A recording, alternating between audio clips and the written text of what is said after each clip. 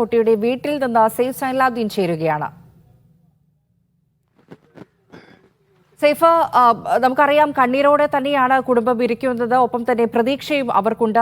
ഈ ഏറ്റവും നിർണായകമായിട്ടുള്ളത് ഈ കുട്ടി ട്രെയിനിൽ സഞ്ചരിച്ചു എന്ന് പറയുന്ന ചിത്രമാണ്. അതായത് സഹയാത്രക്കാരി ബബിത പകർത്തിയ ചിത്രമാണ്. എന്താണ് കുടുംബത്തിന്റെ നിലവിലെ അവസ്ഥ? എന്താണ് അവർ പറയുന്നത്? കുട്ടി കിട്ടും എന്ന പ്രതീക്ഷയിൽ തന്നെയാണ് ഫാരിഷ അവർ ഉള്ളത്. അത് പോലീസിന്റെ അന്വേഷണം കൃത്യമായി തന്നെ നടക്കുന്നുണ്ട്. ഫോട്ടോ കിട്ടിയുണ്ട്. ബബിത പകർത്തിയ ആ ചിത്രം ഇവിടെ അമ്മയെ അച്ഛനെ കൊണ്ടുവന്ന് കാണിച്ച് പോലീസ് അത് സ്ഥിരീകരിച്ചു. ആ കുട്ടി തന്നെയാണ് എന്ന് രണ്ടുപേര് സ്ഥിരീകരിക്കുകയും ചെയ്തിട്ടുണ്ട്. ഇന്നലെ ഉച്ചയോടുകൂടിയാണ് ഈ സംഭവം പുറം ലോകം അറിയുന്നത്. 1 മണിയോടുകൂടിയാണ്. അതിന്റെ സംഭവത്തെക്കുറിച്ച് നമ്മൾ കേൾക്കുമ്പോൾ ഇന്നലെ രാവിലെ ഈ കുട്ടിയുടെ പിതാവ് അത് കഴിഞ്ഞ 1 വർഷക്കാലമായിട്ട് തിരുവനന്തപുരത്ത് ഒരു സ്വകാര്യ കൺവെൻഷൻ സെന്റർ അൽസാജ് കൺവെൻഷൻ സെന്ററിൽ ജോലി ചെയ്ത് വരികയായിരുന്നു. 1 മാസം മുമ്പാണ് ഈ കുടുംബം, ഇവർക്ക് 4 മക്കളാണുള്ളത്. ഒരാള് ചെന്നൈയിലാണ് ജോലി ചെയ്യുന്നത്. ഒരു മൂത്തയാൾ ആൺകുട്ടിയാണ്. അദ്ദേഹം ചെന്നൈയിലാണ് ജോലി ചെയ്യുന്നത്. പിന്നീടുള്ളത് 3 പെൺകുട്ടികളാണ്. ഒന്ന് 13 വയസ്സുകാരി, പിന്നീട് 2 കുഞ്ഞുകുട്ടികൾ. അവർ ആ ഫാമിലി കഴിഞ്ഞ 1 മാസം മുമ്പാണ് ഇങ്ങോട്ടേക്ക് വന്നത്. ഇവിടെ ഒരു സ്വകാര്യ സ്കൂളിൽ പിന്നീട് ഈ സ്ത്രീക്ക്, അതായത് ഈ പെൺകുട്ടിയുടെ മാതാവിന് ജോലി ലഭിക്കുകയുണ്ടായി. ഇന്നലെ രാവിലെ ഇവിടെ നിന്ന് അവർ ജോലിക്ക് പോയി. ഏതാണ്ട് ഒരു 11 മണിയോടുകൂടി ആദ്യത്തെ ഒരു ഫോൺ കോൾ വരുന്നുണ്ട്. ഫോൺ കോൾ വരുമ്പോൾ ഈ ഏറ്റവും ഇളയ കുട്ടിയാണ് വിളിക്കുന്നത്. ഈ 2 സഹോദരങ്ങൾ തമ്മിൽ, മറ്റു 2 സഹോദരങ്ങൾ തമ്മിൽ, അതായത് കാണാതായ പെൺകുട്ടിയും മറ്റൊരു സഹോദരിയും തമ്മിൽ വഴക്കുണ്ടാകുന്നുവെന്ന് അമ്മയെ വിളിച്ചറിയിക്കുന്നുണ്ട്. പക്ഷെ അവരത് കാര്യമാക്കി എടുത്തില്ല. 2ാമത്തെ ഫോൺ കോൾ വന്നു. അപ്പോഴാണ് അതിനകത്ത് എന്തോ ഗൗരവ സ്വഭാവം ഉണ്ടെന്ന് മനസ്സിലാക്കിക്കൊണ്ട് അവർ വീട്ടിലേക്ക് എത്തുന്നത്.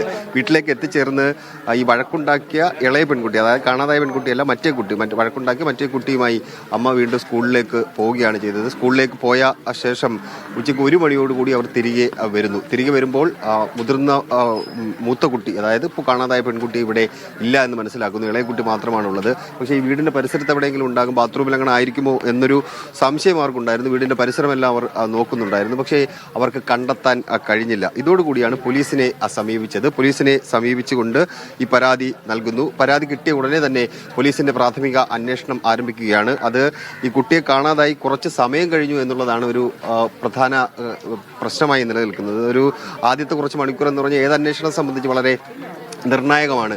അന്വേഷണ ഏജൻസികളെ സംബന്ധിച്ച് നിർണായകമാണ്. പക്ഷേ ആദ്യഘട്ടത്തിൽ അങ്ങനെ ഒരു അന്വേഷണത്തിലേക്ക് പോകാൻ വേണ്ടി കഴിഞ്ഞില്ല. അതാണ് ഈ അന്വേഷണത്തിന് ഇത്രയും നീണ്ടുപോകാനുള്ള കാരണം. പക്ഷേ നിർണായകമായ ഒരു വൈറ്റൽ ക്ലൂ എന്നൊക്കെ പറയുന്ന പോലെ ആ ഫോട്ടോ ഇന്നലെ രാത്രി വൈകിയാണ് പോലീസിലേക്ക് എത്തിച്ചേരുന്നത്. അത് ബബിത എന്ന സ്ത്രീ പകർത്തിയ ചിത്രമാണ്. ബബിത നമ്മോട് സംസാരിക്കുകയും ചെയ്തിട്ടുണ്ട്, അക്കാര്യം വ്യക്തമാക്കുകയും ചെയ്തിട്ടുണ്ട്. ആദ്യഘട്ടത്തിൽ ഇത് എങ്ങോട്ട് പോയി, അസമിലേക്ക് പോകുന്ന ട്രെയിനിലേക്ക് കുട്ടി ഉണ്ടോ എന്ന സംശയമുണ്ടായിരുന്നു.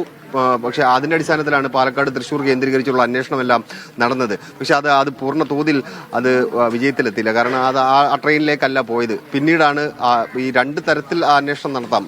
കാരണം പൈസ അധികം കയ്യിലില്ല. ഈ പെൺകുട്ടി പോയത് റെയിൽവേ സ്റ്റേഷനിലേക്കുള്ള വഴിയിലാണ് എന്ന ചില സൂചനകൾ ലഭിച്ചു. CCTV വഴി തന്നെ ചില സൂചനകൾ ലഭിച്ചു. ഈ പശ്ചാത്തലത്തിലാണ് റെയിൽവേ സ്റ്റേഷൻ കേന്ദ്രീകരിച്ചുള്ള അന്വേഷണം നടക്കുകയും ആ സമയത്ത് പോയ ട്രെയിനുകൾ കേന്ദ്രീകരിച്ച് അന്വേഷണം നടത്തുകയും ചെയ്തത്. പക്ഷെ അത് പൂർണ്ണ തോതിൽ അത് വിജയത്തിൽ എത്തിയില്ല. പിന്നീടാണ് ഈ ഫോട്ടോ കിട്ടുന്നത്. ആ ഫോട്ടോ കിട്ടിയതിന് ശേഷമാണ് ഇത് കന്യാകുമാരി ഭാഗത്തേക്കാണ് പോയത് എന്ന് മനസ്സിലായത്. തിരുവനന്തപുരത്ത് നിന്ന് സെൻട്രൽ റെയിൽവേ സ്റ്റേഷനിൽ നിന്ന് ട്രെയിൻ എടുത്തു കഴിഞ്ഞാൽ പിന്നീട് നെയ്യാറ്റിങ്കര റെയിൽവേ സ്റ്റേഷനാണ് ആദ്യത്തെ സ്റ്റോപ്പ്. അവിടെ ഇറങ്ങിയിട്ടില്ല ഈ പെൺകുട്ടി. പിന്നീടുള്ളത് പാറശാല റെയിൽവേ സ്റ്റേഷനാണ്. അവിടെ ഇറങ്ങിയിട്ടില്ല ഈ പെൺകുട്ടി.